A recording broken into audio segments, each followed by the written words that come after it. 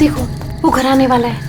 उसकी तरफ देखना भी मत। हाँ, मैं तो जोर से भाग लूंगा आंखें बंद करके बस। हाँ, और फिर कहीं गिर जाएगा टकरा के। तो फिर मैं करूं क्या? जब भी उस घर की तरफ देखो तो वही एक अजीब सी परछाई डांस करती हुई। चलो चलो। अरे वो देखो, 2 दिन से वो आदमी एक ही जगह पर खड़ा है। अरे आदमी नहीं है, आत्मा है, आत्मा। हाँ, लगता है आत्मा अटक गई है। लेकिन ये है कौन? ये यहाँ तो वो बुढ़िया रहती थी, वो आजकल दिखाई नहीं देती। शायद मर गई है या कहीं गायब हो गई है। अरे तो फिर यार, कौन रहा है? उसकी तो एक भतीजी भी थी। अरे हाँ, दोनों यही रहती थी। अब दोनों की दोनों गायब है, लेकिन कहाँ? पकड़ो यार, आज मैं देख के ही आता हूँ क्या है। क्या? आ रहा हूँ। समर प्लीज, पागल हो गया क्या? समर, अरे रुको ना, मैं आ रहा हूँ। यहाँ प्लीज रुको, मैं आ रहा हूँ। ओके। क्या कर रहा है तू? इसको ना कुछ ज्यादा हीरो बनने की आदत है।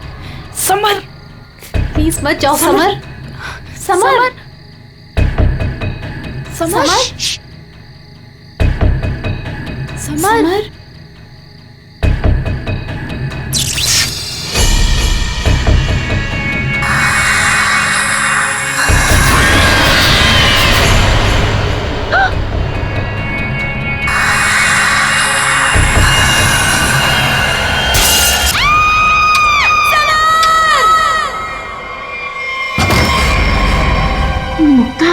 क्या हुआ बेटा?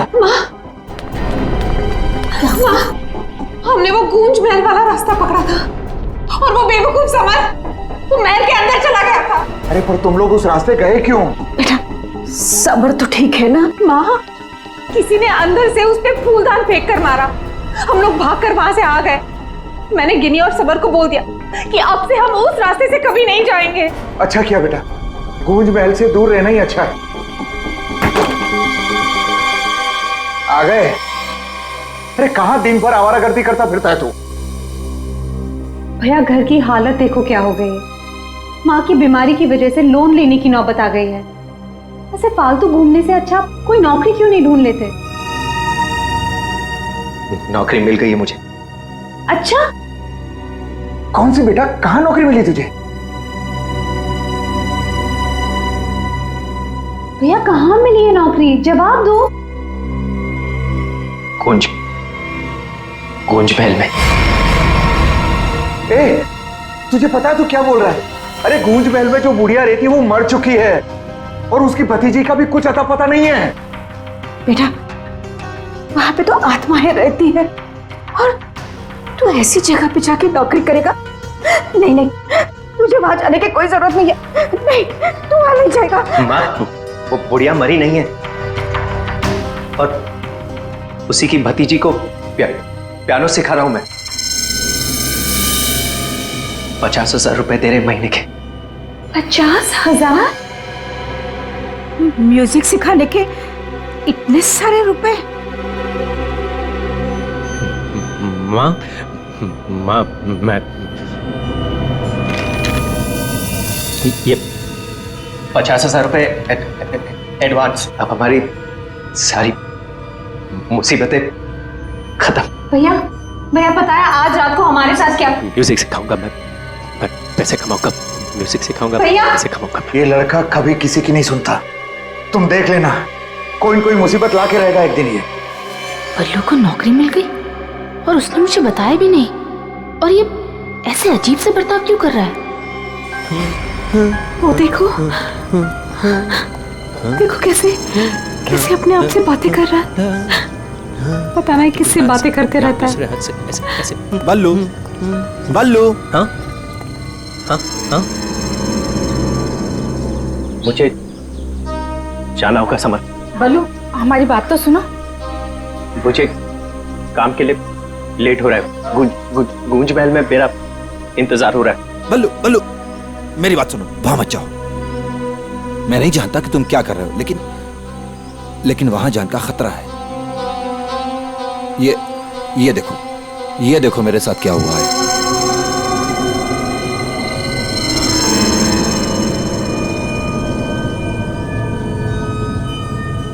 क्या हुआ? कल गूंज महल में एक औरत ने मुझ पर हमला किया। नहीं, ऐसा नहीं हो सकता। वहां तो सरिता आंटी और उनकी भतीजी ईशा रहती है। वो बहुत अच्छे लोग हैं, ऐसा नहीं कर सकते। मुझे लेट हो रहा है, मुझे जाना होगा। अरे भैया मत जाओ, वहाँ खतरा है भैया। मैंने तो इस लड़के से सारी उम्मीद ही छोड़ दी है। पता नहीं कैसी नौकरी है, नौकरी है भी या नहीं। देख, मेरा बेटा आया होगा, देख तो।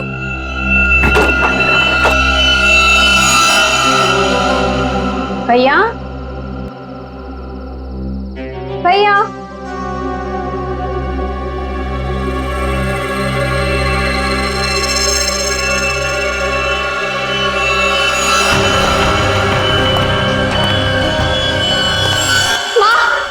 माँ, कोई यहाँ बल्लू का टिफिन छोड़कर चला गया।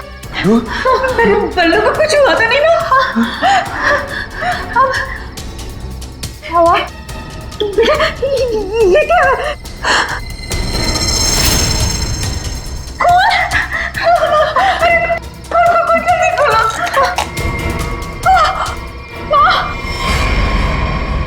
ये है वो गूंज महल जहाँ पे आपका बेटा बलविंदर यानी बल्लू कल आया था और उसके बाद से वो वापस नहीं आया। यहाँ पे दो औरतें रहती हैं, एक बुजुर्ग औरत सरिता देवी और उसकी भतीजी ईशा है।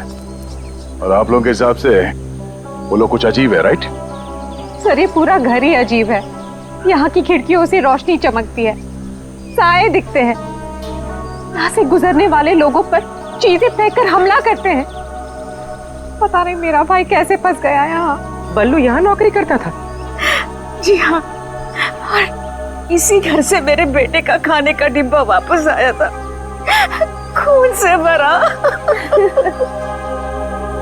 और सर, जब पता लगाने के लिए मैं अपने दोस्तों के साथ यहाँ आई थी तो हमने दरवाजा खटखटाया, आवाजें लगाई, डोरबेल बजाया, लेकिन किसी ने जवाब नहीं दिया।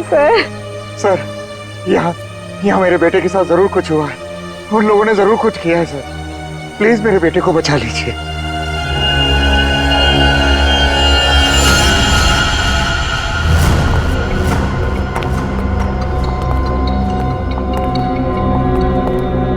कोई है? क्या तो कोई दिख नहीं रहा? आत्मा कहाँ दिखाई देती है सर, सीधी अटैक करती है। सर, यहाँ पर बल्लू, सरिता और ईशा, इनमें से कोई होना ही चाहिए। सरिता जी हैं भी या नहीं किसी को कुछ नहीं पता सर। लोग तो यहाँ तक कह रहे हैं कि सरिता जी की मौत हो चुकी है। यहाँ हुआ तो है कुछ।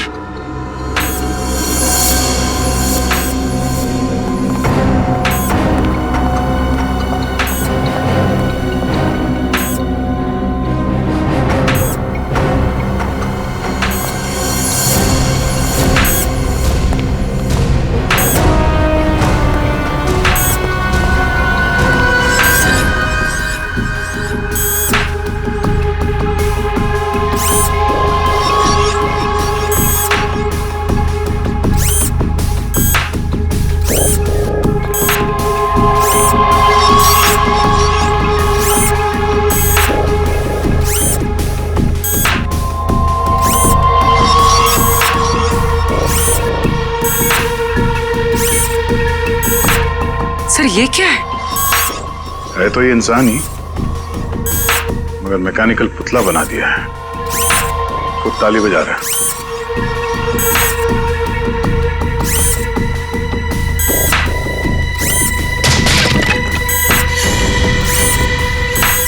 निखिल, नजर रखो इस पे, हम लोग देखते हैं।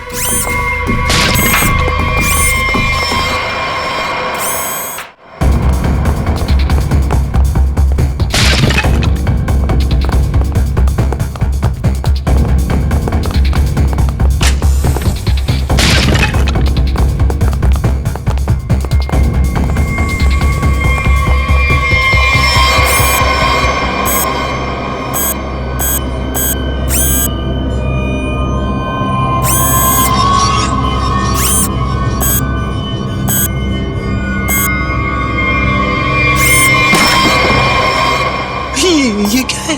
ये तो रोबोट जैसा कुछ है। इसके एक्शंस और मूवमेंट्स देखो, कितने मैकेनिकल है।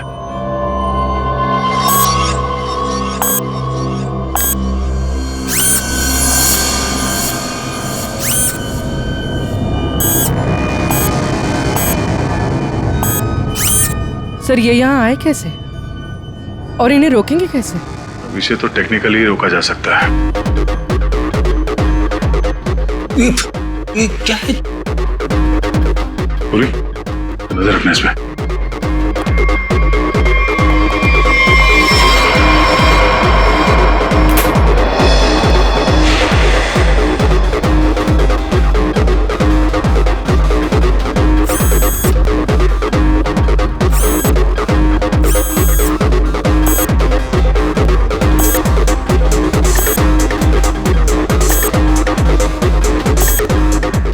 तीन यंत्र मानो, सब लोग अपने मूवमेंट्स ऐसे ही दोहरा रहे हैं। कौन है ये लोग और इन लोगों के साथ ऐसा किसने किया?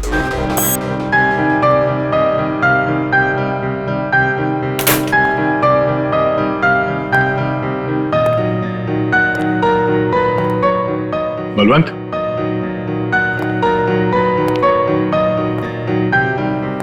बल्लू, बल्लू,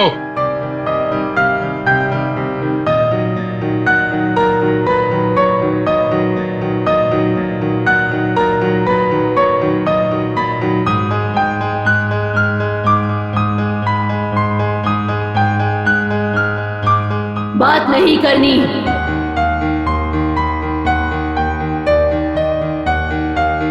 क्या हो गया तुम्हें?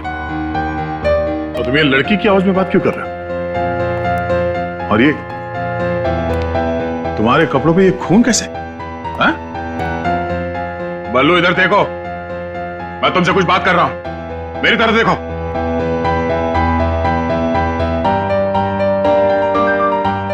मैंने कहा ना, बात नहीं करनी।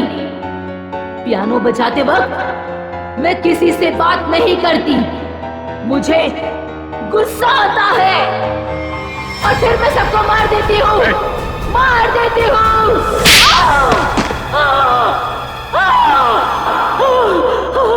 बोलो, बोलो। एक्सक्यूज मी, कौन हो तुम? हाथ ऊपर। देखिए आप गोली मत चलाना, गोली मत चलाना, ये मेरा ही घर है, आप गोली मत चलाना, मारना मत मुझे आप प्लीज। तुम्हारा घर है ये? हाँ, ये मेरा घर है। क्या खेल खेल रहे हो तुम यहाँ? हाँ? और तुम्हारे घर में ये सब लोग कौन है? शायद ह्यूमन मशीन्स है जो तुम्हारे इशारे पे नाच रहे हैं। क्यों? सर ये क्या कह रहे हैं आप?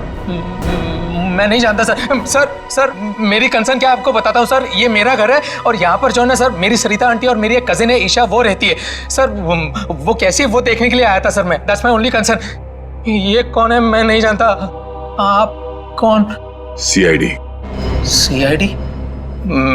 मेरा नाम आकाश है, मैं सूरत में रहता हूँ सर, और यहाँ पर है ना हर 2-3 महीने में एक बार आता रहता हूँ। सर प्रॉब्लम क्या हुई मैं आपको बताता हूँ, उनका फोन है ना स्विच ऑफ आ रहा था, तो मुझे पता नहीं चल रहा था कि क्या हुआ है, और फिर अब यहाँ पर आकर देखता हूँ तो आपको यहाँ पर ये इसके शर्ट पर खून लगा है।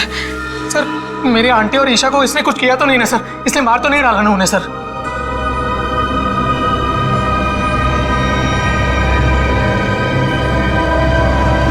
बल्लू, बल्लू तुम सुन रहे हो? मैं तुमसे बात कर रहा हूं। हाँ, अब मुझसे कुछ पूछ रहे हैं? हाँ। क्या हुआ? बल्लू हमें बताओ, तुम गुंज महल गए थे ना, तब तुम्हारे साथ क्या हुआ? क्या हुआ तुम्हारे साथ? कुछ महल।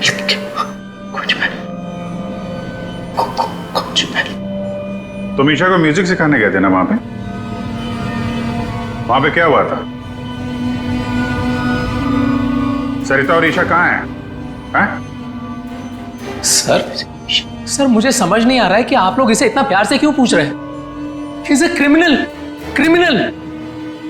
सर इसी ने मेरी आंटी और ईशा को कुछ किया है, और वहां पर आपको जो इंसानी पुतले मिले थे ना, सब इसी का किया जा रहा है। शक तुम्हारे ऊपर भी है। तुम्हारे घर में मौत का खेल चल रहा था और तुम्हें मालूम तक नहीं। सचिन,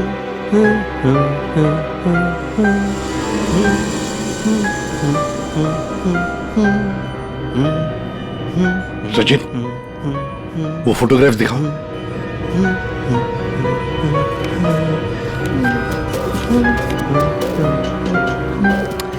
इन तस्वीरों को ध्यान से देखो, बताओ कौन है ये लोग और इनका ये हाल किसने किया?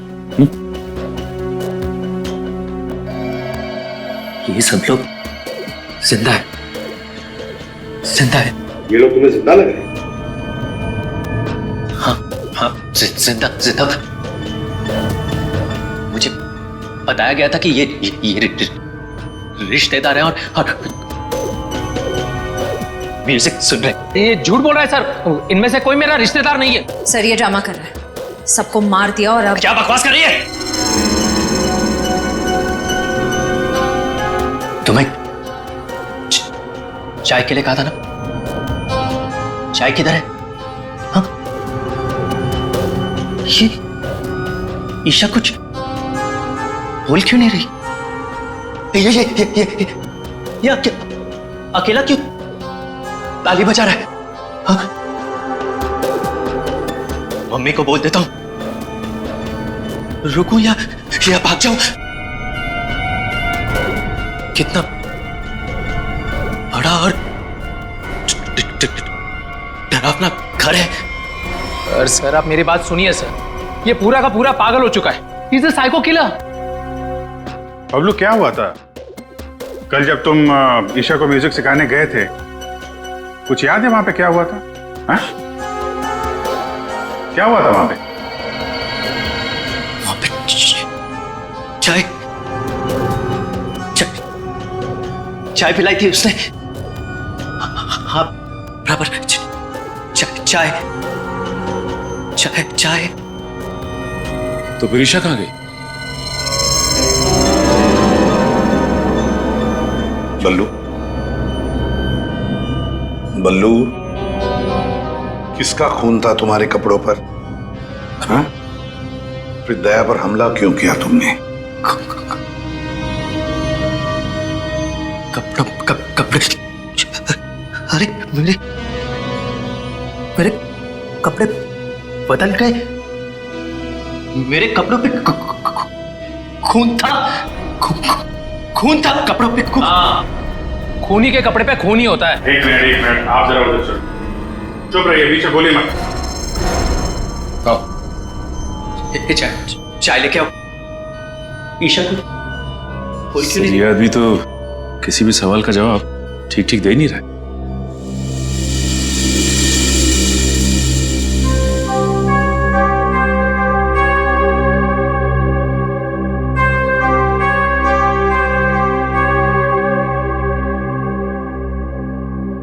अभिजीत, इस बल्लू की मेडिकल जांच करवाते हैं, पता तो चले ड्रामा कर रहा है या वाकई इसके दिमाग के साथ कोई प्रॉब्लम है।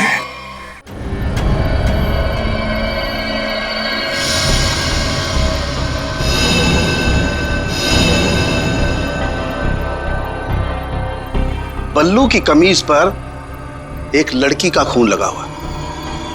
इस कमीज पर जो खून लगा है लड़की का है, ये मैंने पता लगा लिया है। ये रही उसकी डीएनए रिपोर्ट। अब मैं आपसे सिर्फ ये जानना चाहता हूं कि ये जो लड़की मरी है ये कौन है और इसे किसने मारा? इसे आपने मारा है? नहीं? या फिर इसे आपने मारा है? नहीं? या फिर इसे तुमने मारा?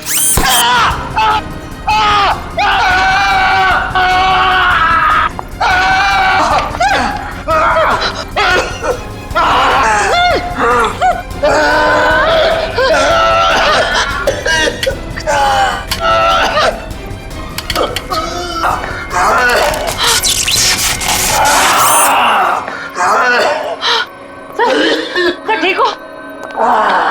ठीक हो? गॉड! क्या हुआ? सर इस पुतले के हाथों में सर की गर्दन अटक गई थी। बहुत जल्दी छूट गए। हाँ छोड़ दिया, बहुत जल्दी छोड़ दिया। क्योंकि ये पुतले ना तो मशीन है, ना ये पुतले पूरी तरह से इंसान है। तो फिर ये कि ये टैक्सीडर्मी और रोबोटिक का मिला जुला रूप है। सर, ये टैक्सीडर्मी और रोबोटिक्स क्या होता है? पंकज, टैक्सीडर्मी एक कला है जिसमें जानवरों की खाल को एक खास किस्म के केमिकल में प्रिजर्व करके उनमें भूसा भर करके उनको एक आकार दिया जाता है। इन तीनों के साथ भी ऐसा ही किया गया है। इंसान की खाल को केमिकल में प्रिजर्व करके लकड़ी के पुतलों पर चढ़ाया गया है। लेकिन सर, ये सब करना तो गैर कानूनी। उन्हीं गैर कानूनी काम ही तो करता है। यार सालुंखे, ये इंसान तो नहीं है, फिर भी ये ताली कैसे बजाते हैं, हमला कैसे करते हैं? इन तीनों के दिमाग में एक मशीन फिट कर दी गई है। इसका कंट्रोल खूनी के हाथ में है और खूनी ने उस मशीन के जरिए इनके चारों तरफ एक खास घेरा निश्चित कर दिया है। कोई भी इंसान उस घेरे के अंदर आकर के कोई मूवमेंट करता है, ये चालू हो जाते हैं, अपना काम करने लगते हैं। एक्टिव हम लोग भी तो आसपास घूम रहे हैं डॉक्टर साहब। नहीं, इन तीनों की मशीन को मैंने डीएक्टिवेट कर दिया था। वहां उस पीछे वाले में कुछ गलती रह गई। अब बॉस, और ये एक्टिविटी इनकी मेमोरी में पहले से फिट है। और इतना ही नहीं बॉस, इनके अंदर और भी बहुत कुछ है। आओ दिखाता हूं। ये देखो, लकड़ी का बुरादा, कॉटन और उसके ऊपर इंसान की चमड़ी।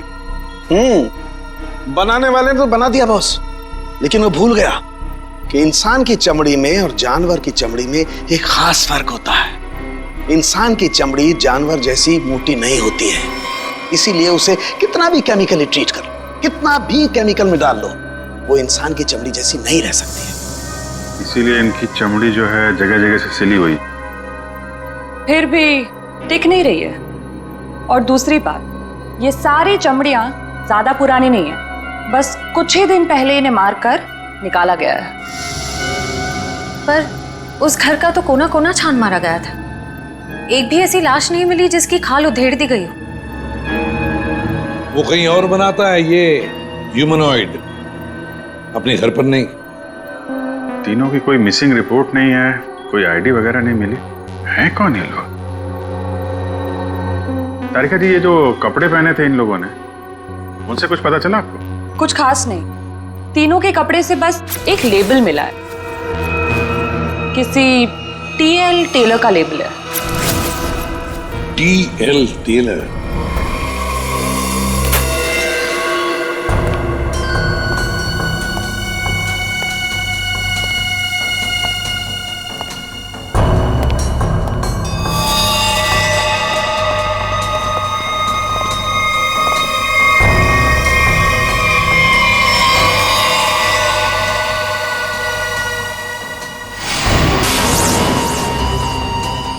चाकू मारा कैसे? कई बार मारा था सर। बल्लू के कपड़े पे जो खून के छींटे थे, कहीं इस लड़की के तो नहीं? ये तो बल्लू ही बताएगा। मुंजी, असली बात ये है कि गूंज महल में से एक लाश मिली हमें, एक लड़की की लाश।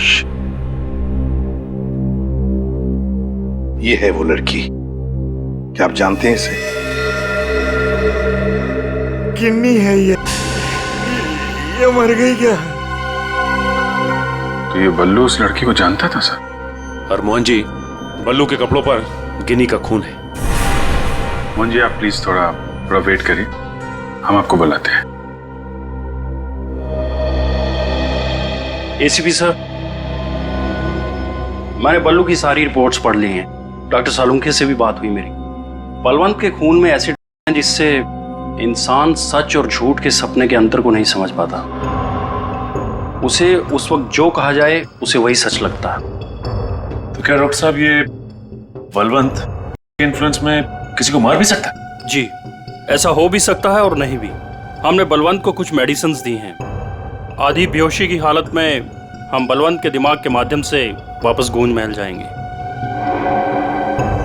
क्या तुम मुझे सुन पा रहे हो बल्लू? हाँ। गुड। अब एक काम करो, अपनी आंखें बंद करो और ठीक उसी तरह वापस गूंज महल जाओ जैसे तुम पहली बार गए थे। बोलो ईशा, क्यों बुलाया? वो मेरे पास एक नौकरी है तुम्हारे लिए, करोगे? नौकरी? हाँ, तुम म्यूजिशियन हो ना, पियानो बजाते हो, मैं जानती हूँ। मैं तुम्हें 50,000 रुपए दूंगी।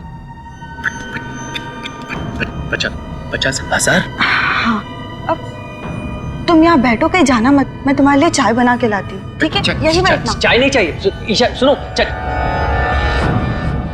ये 50,000 की नौकरी कर लूं? कर लेता हूं, पैसे अच्छे हैं, उससे माँ का इलाज भी हो जाएगा। लेकिन ये ईशा मुझे कुछ बताने वाली थी उस दिन, कुछ बोल नहीं रही, पता नहीं क्या हुआ ऐसे। और ये घर भी थोड़ा सा अजीब लग रहा है, कहीं ईशा कोई मुसीबत में तो नहीं है?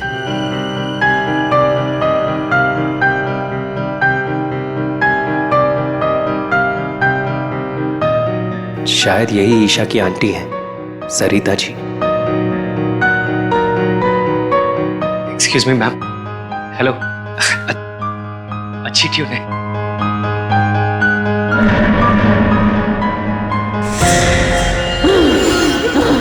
नहीं छोड़ूंगी। छोड़ो। किसी को नहीं छोड़ूंगी। छोड़ो। अरे क्या कर रहे हो? बोलो। नहीं छोड़ूंगी। संभालो उसे, मार डालेगा वो डॉक्टर को। नहीं छोड़ूंगी। संभालिए आप इसे। नहीं छोड़ूंगी। बैठो। बल्लू, ये लड़की की आवाज में क्यों छोड़ो मुझे। छोड़ो मुझे। डॉक्टर साहब। नहीं छोड़ूंगी। पकड़िए आप इसे। किसी को नहीं छोड़ूंगी।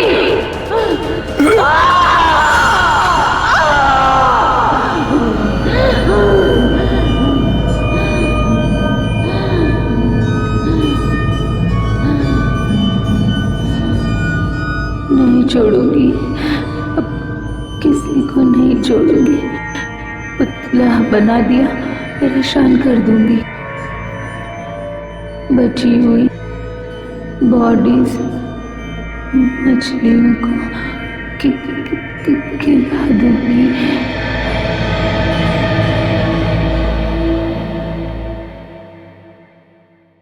डॉक्टर साहब, क्या हुआ क्या है इसे? हाँ? ये से अचानक से औरत की आवाज में क्यों बात करता है?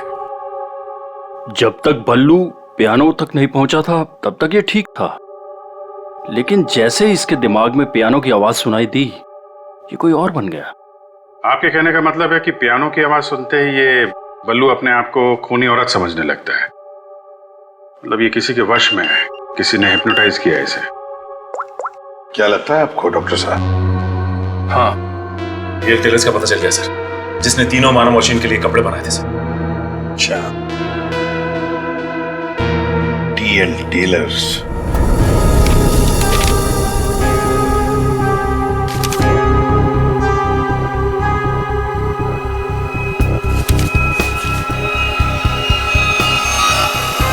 सब्जी? हाँ, अभी आया। देखिए सर, ये ऑर्डर एलपी प्रोडक्शन का है। 19 दिसंबर 2015 को कपड़ा दिया था और 1 जनवरी 2016 को 5 कॉस्ट्यूम और नाप भी है, और ऑर्डर देने वाली का नाम भी है, रॉबी का, और फोन नंबर भी है सर। 91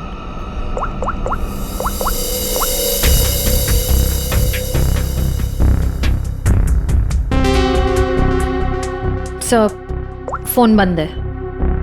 कोई बात नहीं, इस फोन की लास्ट लोकेशन ट्रेस करो और कुंडली निकालो इस रॉबिका की। सर।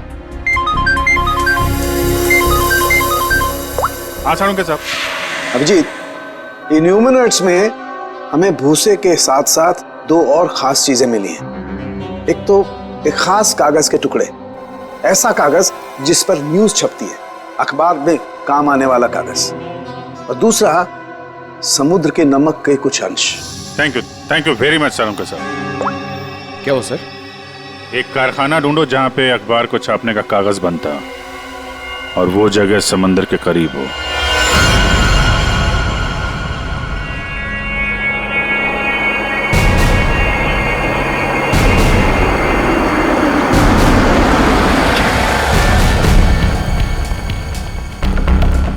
समंदर के किनारे पेपर मिल,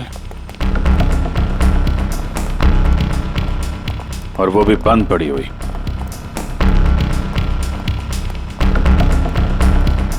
सर यहाँ पे ये पेपर और ये पेड़ की छाल और वहां पर कपड़े, यहाँ तो हर वो चीज मौजूद है जो मानव मशीन के अंदर भरी गई है। सर हो सकता है उस क्रिमिनल के काम करने की जगह यही हो जहां वो पुतले बनाता था। क्या पता वो अभी भी कहीं आसपास ही हो। मगर वो जगह कहाँ है? यहाँ तो सिर्फ पुतले में भरने का सामान है ना। वो टैक्सी डमी की जगह और वो रोबोट बनाने की जगह वो कहाँ है? पुतलों में भरने का सामान यहाँ है तो वो जगह भी यहीं कहीं होगी। ढूंढो।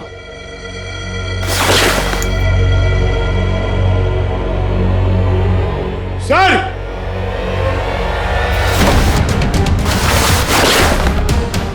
सर! माय गॉड,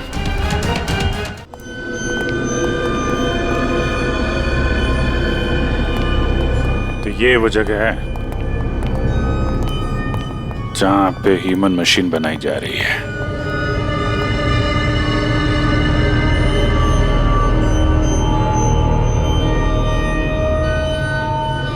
ये देखो,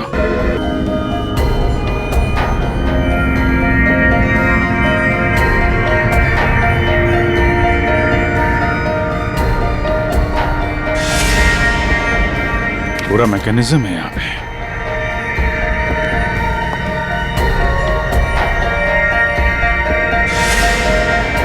सर! हाँ? सरिता जी का रोबो। Oh no.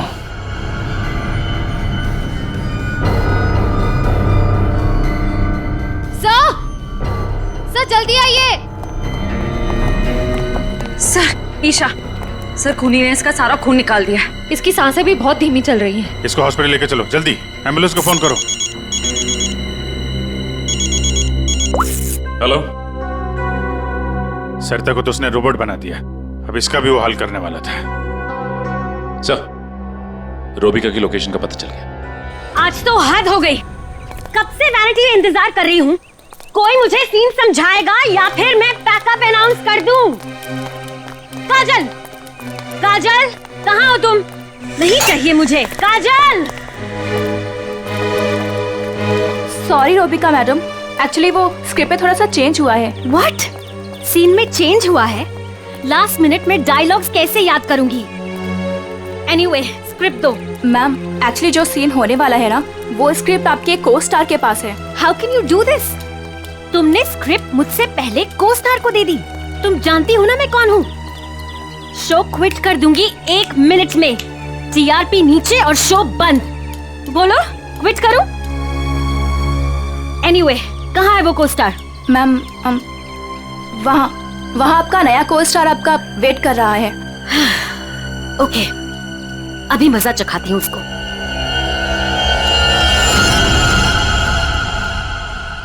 हेलो, कोई है? यहाँ तो कोई नजर नहीं आ रहा। हेलो, कोई है यहाँ पर? हेलो, हेलो, कोई है? पता नहीं ये काजल भी ना यहाँ क्यों भेज दिया मुझे।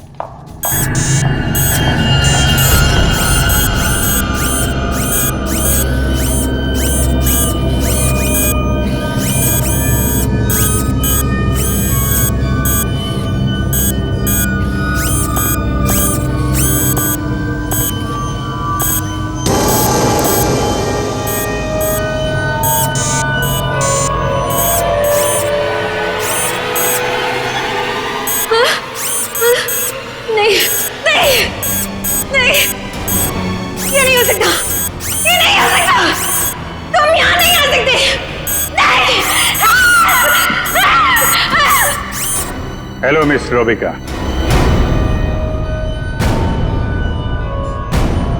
कौन हो तुम सब? और ये सब नाटक क्या है? हमें छोड़िए, आप ये बताइए कि आपने ऐसा क्यों कहा कि ये यहाँ नहीं आ सकते? आप जानती हैं ना? वो मैं डर गई थी, इसीलिए मेरे मुंह से कुछ भी निकल गया। सच बोलिए, सीआईडी से हम लोग। सीआईडी? जी हाँ। इन मशीनी मानव के पीछे क्या कहानी है? कौन है वो 3 लोग जिन्हें तुमने इस हालत में पहुंचा दिया? ईशा और सरिता के साथ क्यों किया तुमने ऐसा? मैं सामने जरूर हूं, लेकिन इसके पीछे दिमाग किसी और का है। किसका है? लेकिन सर, आपने हम सबको यहाँ क्यों बुलाया है? हाँ सर, मेरी समझ में ये नहीं आ रहा है कि आप लोग किस किस को पकड़ेंगे। कभी बल्लू पर शक, कभी हम लोगों से पूछताछ। आखिर आप लोग चाहते क्या है ना? कुछ तो बताइए सर, ये सब किसने किया है? सारे सवालों का जवाब मिल जाएगा, लेकिन यहां आप लोगों को बुलाया है एक कहानी सुनाने के लिए। कहानी? जी हां, कहानी। कहानी एक इंसान की जिसका दिमाग बड़ा शातिर था।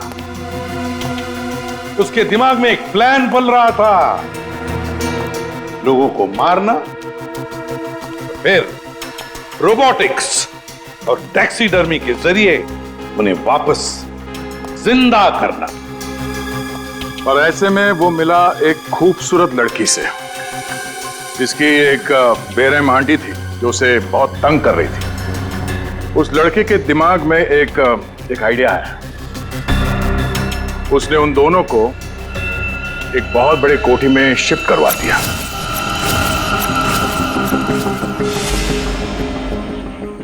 Thank you so much. और फिर उस लड़के ने उस सुंदर सी लड़की को पहला झटका दे दिया। उसने उस लड़की की आंटी को मार डाला। घर में इस तरह लड़की की आंटी बन गई इस लड़के का पहला कामयाब आविष्कार। उसके बाद हैरानी की बात यह है कि वो सब उसके वो दोस्त और कलीग्स थे जो उसके साथ विदेश में काम करते थे। अब हुआ ये कि ये लड़की इस लड़के से बहुत डरने लगी और फिर उससे बचने के लिए उसने अपने और एक दोस्त की मदद मांगी। ऐसे रो मत, मैं हेल्प करूंगा तुम्हारी।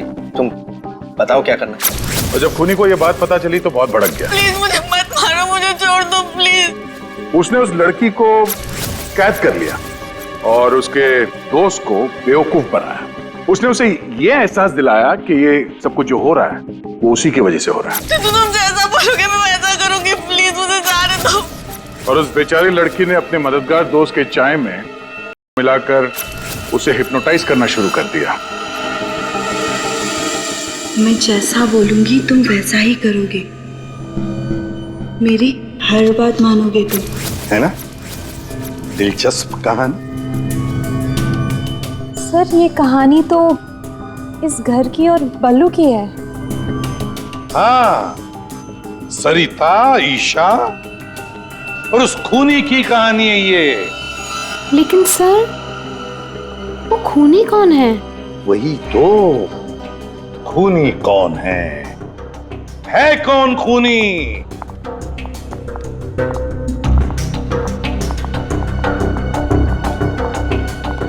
कहां फंसा दिया तुमने मुझे? तुमने तो कहा था कि ये कोई एक्सपेरिमेंट है, तुमने तो खून ही कर डाले। ये सब तुमने किया समर? हाँ, ये सब मैंने किया। और ये सब मैंने किसी और वजह से नहीं, ये सब मैंने सिर्फ इसलिए किया क्योंकि मैं चाहता हूं कि साइंस की दुनिया में मेरा नाम सुनहरे अक्षरों में लिखा जाए और कि मेरे इतने बड़े एक्सपेरिमेंट को वो लड़की, वो ईशा बर्बाद कर देना चाहती थी। और इसके लिए उसने उस बल्लू से मदद भी मांगी। और तुमने बल्लू के चाय में वो मिलाकर उसके दिमाग में ये बात बिठा दी कि वो एक औरत है और उसे लोगों को मारना है। और उसके लिए ट्रिगर थी पियानो की वो धुन। बल्लू को लगभग मेरा पूरा राज पता चल चुका था, ठीक है? और गिन्नी को पड़ी हुई थी बल्लू को बचाने की।